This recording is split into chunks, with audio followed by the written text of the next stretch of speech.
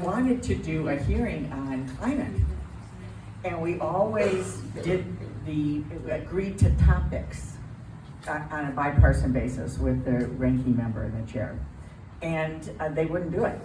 And so I did a hearing on severe weather. And then we talked about climate and what was causing this severe weather. We have come a long way since then, and all of you have been really important in this process. The Growing Climate Solutions bill that I did with now the governor of Indiana, who was Senator Mike Braun, was the only bill that has ever passed the Congress with the word climate in the title. Can you imagine that? I mean, and it gave powers and responsibilities to the Secretary of Agriculture, as you know, and to others, to begin to really do the work with our farmers. There's so many ways in which we need to help around clean energy, both stopping carbon from going in there and then also getting it out. And one of the things that does both are the natural solutions. Sustainable agriculture, growing trees, making sure we're not chopping down our trees and we're not destroying things like the Amazon or the scientists up in Alaska, where I've led that fight with Senator Maria Cantwell.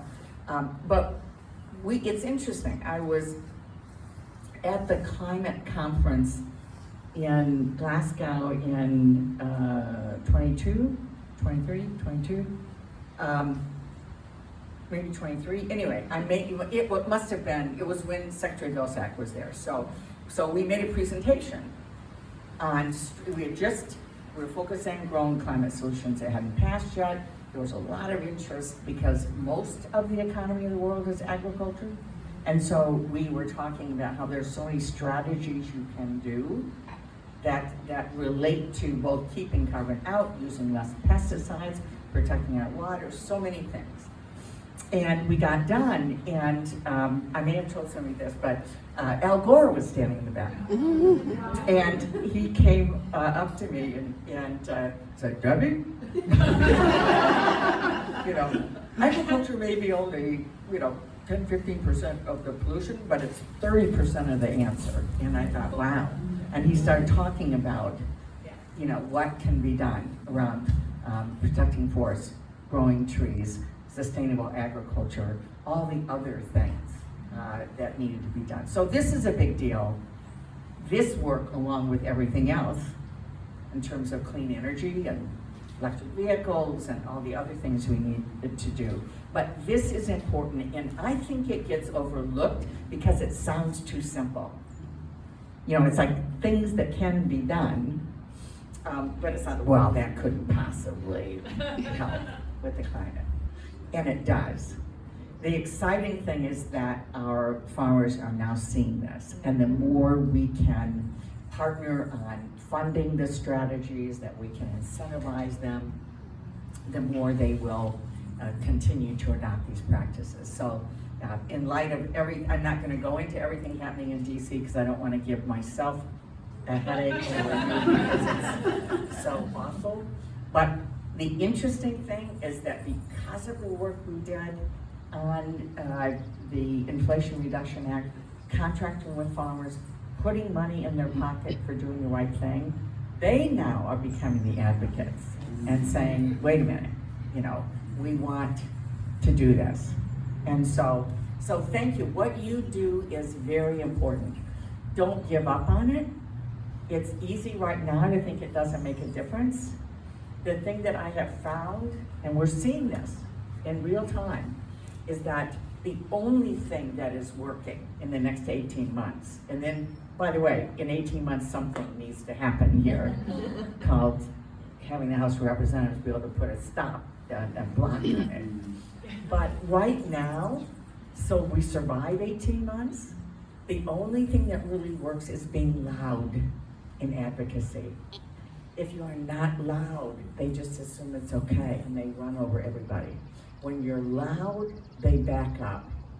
It's exhausting. That's one of the problems, because when there's 1,000 things happening, it's hard to be loud on all of it, right?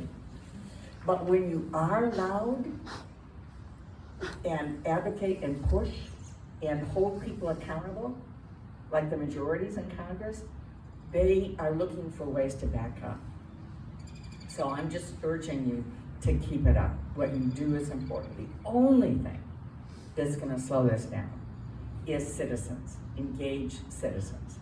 That is the only thing. And the citizen climate lobby has been just at the forefront as it relates to the issue that determines whether we have a planet.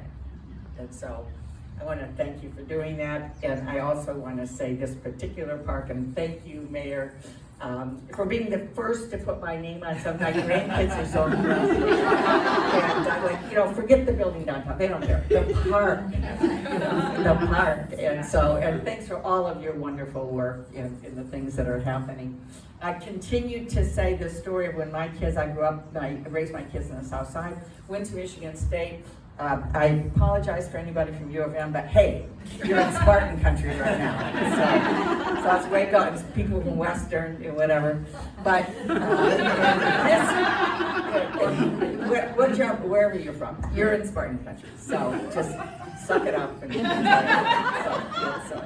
But growing up, raising my children here, we would come to the park all the time. And the one thing I told the mayor, and I know you'd love to see it happen here, but the one thing we always did was ice skating. Ice skating rink. And so I would love to see an ice skating rink. It would be so cool. And for the current members of the Senate, that would be a great congressionally designated project. You can just take that back. But it really was wonderful. It was wonderful having a park that was used not only in the summer, but a park that was used year-round. And so I love that the investments are being made here. This is important. It's an important part of the city, and we need to make sure we're providing opportunities for families and for children.